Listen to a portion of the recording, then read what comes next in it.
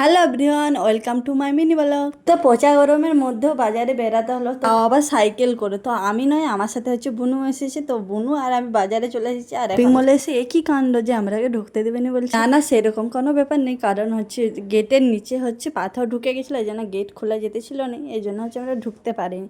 তারপরে যেও করে গেটটা খুলে গেছে, এখন হচ্ছে আমরা শপিং মলে ঢুকে গেছি। ঢোকার পরে এমন মনে হচ্ছে যেমন জীবনতে ফিরে পেলাম। তো সত্যি বাইরে প্রচন্ড পরিমাণে গরম, আর এই গরমে হচ্ছে শপিং মল বলো আর ব্যাংকে বলো, তো হচ্ছে ঢুকে যাওয়ার পরে সত্যি আলাদা একটা আনন্দ। আর শুধু এসির হাওয়া খেলে হবে না, শপিংটাও করতে হবে। তো শপিংটাও হচ্ছে করে নিলাম, আর করে নিয়ে বিলটাও করা হয়ে গেছে।